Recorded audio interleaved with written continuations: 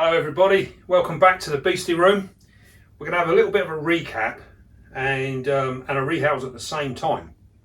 Now, your regulars would remember when we paired our kaeng krachan, Chilobrachys kaeng krachan.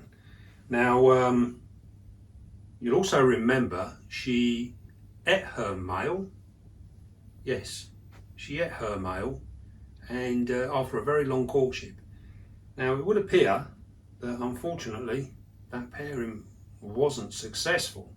We did get an egg sac and she produced and she done everything, and then within about, I think around about 2 weeks in, she decided to destroy it. I was lucky enough to catch her in the moment where she ripped it open and started eating it, and I pulled the eggs out on the hope that maybe we could save them, but it would appear that they were all infertile, which would explain why she decided to eat the sac in the first place. It's not very often you ever catch them eating the sacs. 9 times out of 10 they do it under the cover of darkness, and we never get to see it. So we never really get to understand why they done it. But in this instance, they were totally infertile. I'll show you a quick little clip of her with the egg sac, and you can see how good it appeared at the time.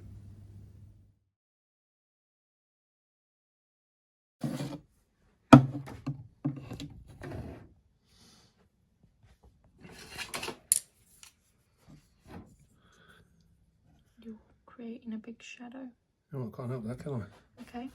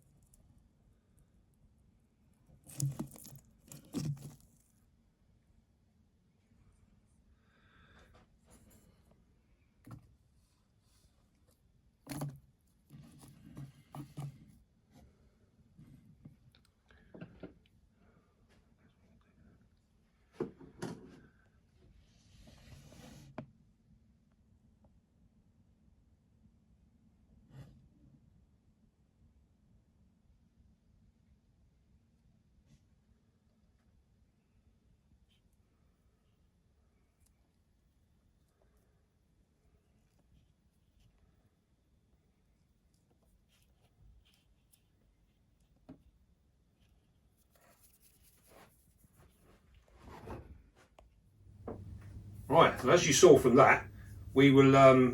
It did appear to all look really, really good, but unfortunately it wasn't. So we carry on, we move on. So what we're going to do is we're going to rehouse her now, give her a clean setup. As you remember, I like to do this with all of the spiders that have paired, and all of those that have successfully or unsuccessfully done their sacs. It's good to actually rehouse them and start again, start from afresh. This can sometimes promote them into a molt and things like that as well, which puts us forward for the next attempt. So we're going to put her in a bioactive.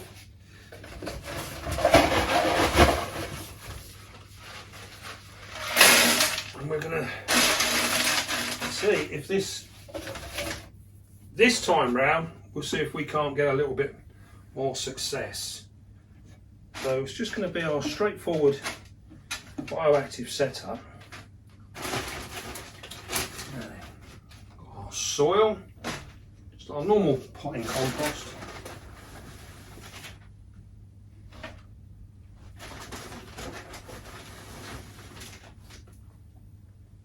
There we go. Let's stick a little bit in here.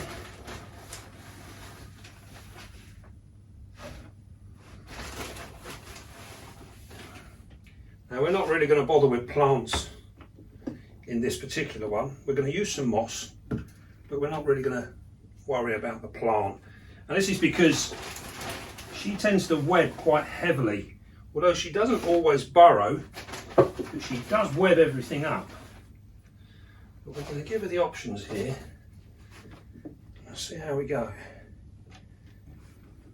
So I'm going to, as you'll remember, these are a very interesting spider in the fact that they are semi-fossorial,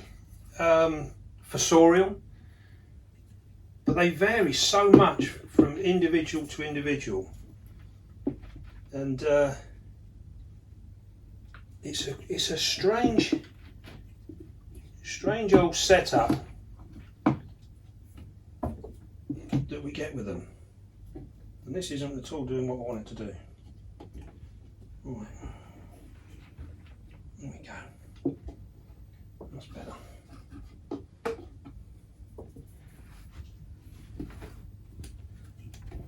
What we want to do is we want to encourage her to actually go down into this part of it here. That's the idea. Doesn't always work, but we can only try. As we can see there, it's because we're using this piece of natural wood, it doesn't sit flush to the enclosure. So what we're going to do, I'm going to block it off with some sphagnum moss.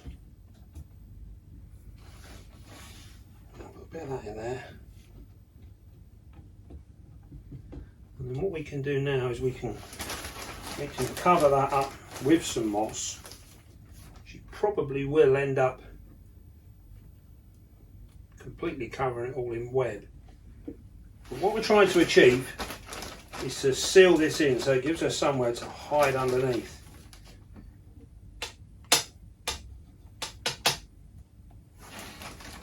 This might work, it might not. Doesn't always. So I'll just have to see.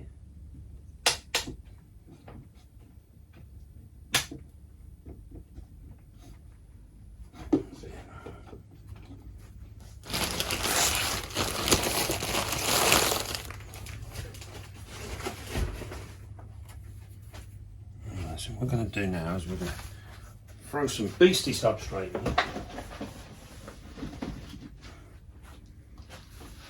forget, this has got all the goodness in it.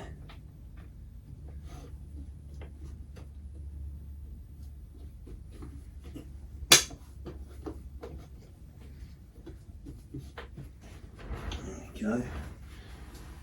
See, she can get right in underneath there. So hopefully that's going to give her the security that she will want. Now, because she actually webs everything up, we're not going to go too mad with a moss. We're just going to use some odd bits and pieces that we got kicking around. There's no point using really, really good pieces, because the chances are it's going to get totally covered up. But if it doesn't get covered up, then it should grow. Another little piece here. So we're not going to go too mad with the moss. This is all we need. This will do. And we can build this up here. And make a nice little cave in there. That's it. And we're going to leave the front open. I think we'll save that piece there. I don't think we need that. Put our water bowl over here.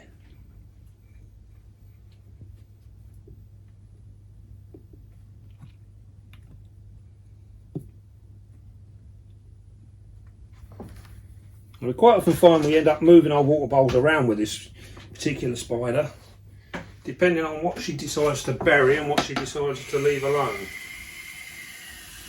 So we're going to cover that under there. Right in there. So this is a very, very basic setup. And that's because of the type of spider we're actually housing in it. She's not a one for interior niceties. Right then, so we're going to move her down here.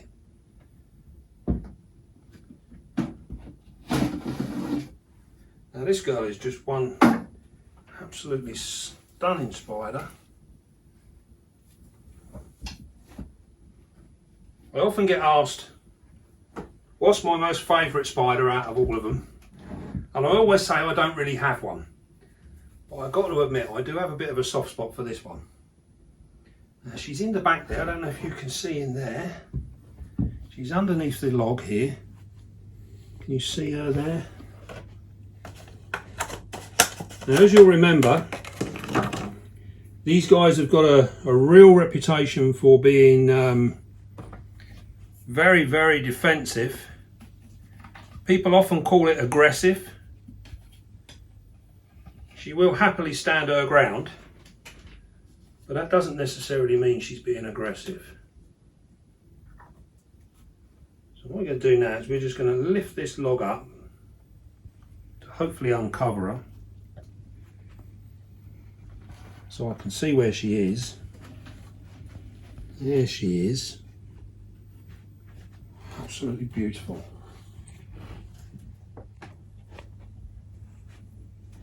She is one very, very pretty spider. Now, as she's getting older, she's getting much blacker.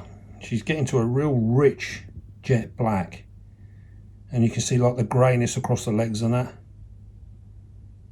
Now, you notice she's not done anything yet. She's sitting there fairly calm. Now, when we place the catch cup over the top of her, she is going to jump around like a lunatic, because this is the way of the kaeng krachan. So what we're going to do now is we're going to move this over now. Nice and steady. Be deliberate with what you do. They're in there. Put that on top. There you go. And we got her. What we can do now is we can push that down.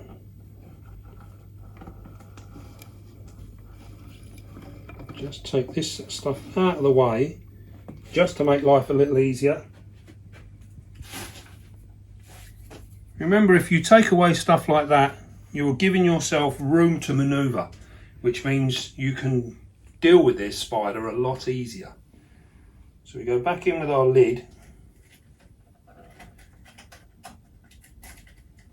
Push our lid under. What we do is we move the lid and the base at the same time. And we ask her gently to step onto the lid, which she's doing. And there you go. Now we've taken her out of there very, very nicely. So we're just going to place her down on the table for the moment. Get rid of this. When you're dealing with spiders like these that can be prone to giving you a little bit of trouble, it's always best to keep everything nice and clear, empty, so that you've got room to manoeuvre.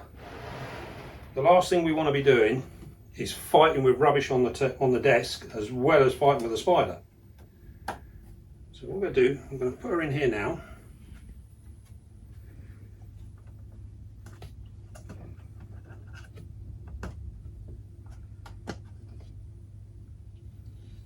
What we could do, we did the reverse now of what we've done before. So we're now moving the catch cup away as well as the lid, nice and gently.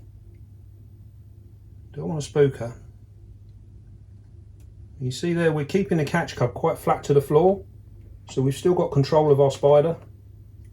She's not going to run out and do anything nasty or silly. There you go. So now we're in there. Take our lid away. And then we can literally just lift this up, and there you go. One kaeng krachan removed from its house and put into its new one without any fuss whatsoever.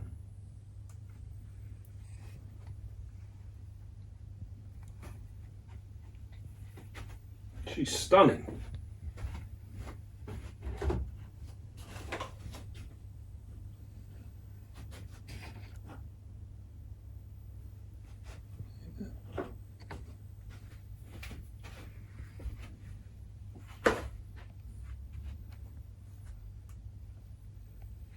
So there you go. That was absolutely trouble-free. And you've got to admit, she's an absolutely beautiful spider. Now, these are an old world, like we were saying, these are an old world spider. They're semi-fossorial, and they've also been known to be semi-arboreal to some extent, which doesn't mean they live high up in the trees, but they will live in the shrubbery. So they've been sort of found a foot or two off of the floor. Not a great deal, but it's enough.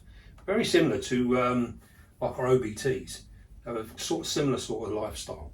But you'll more commonly find them in the ground. Now this particular one, we've kept her arboreally, and we've kept her fossorially, and we've also kept her in just a terrestrial type of setup with not much in the way for her to dig.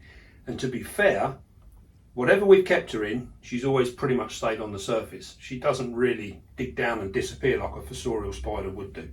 So we're hoping that she's got enough in the background here, she can get in and she can do her stuff and she'll be fine. In time, with this particular setup, if she makes her home in here, once she's settled in and she's done, we can get another male, and when it comes to breeding, he will have all of this front area in which to maneuver, which is really, really important, because we know these guys are very, very hard on the males. They do like to eat their males. So we've tried to set this up looking forward for when we breed next time. And in terms of food, you've seen there the size of her abdomen. This is absolutely perfect condition. This is a good example of the sort of size abdomen that you want on your spider. You don't really want it much bigger than this. She will come out and physically hunt most days. She's and this is because we keep her on a sort of fairly steady feeding regime. So the more active she is, the more inclined we are to feed her. And this is how we do a lot of our spiders. In here, as you know, we keep most of our spiders around about the 80 degrees, but we can vary them on the shelves, and we find that she does well along the sort of top shelf, so she's getting it a little bit warmer. So she'll literally sit in there at sort of 80, 81, maybe 82 degrees if it gets a little bit warmer outside. And she does really, really well at them temperatures. So she's good for there. In terms of humidity, we're looking at a sort of 60 to 70% with these, and that will keep them absolutely perfect. And we can get that through the substrate. So once she's made her home in here, we can soak water down the back here and through this corner here, and it will permeate through into the area that she's living in, and it will allow us to leave this stuff here and let it go dry, and that will give us the equivalent that we require. So it's a nice easy way of looking after them. All right, well, I hope you enjoyed that. They really are a very nice spider. We got some nice little slings at the moment, which are only about this big. So hopefully we'll have some males come out of them and we can try this again, and a bit more success next time, hopefully. Right then, well, I hope you enjoyed that, and don't forget, be calm, be gentle, and love your spider. And I'll see you soon, guys.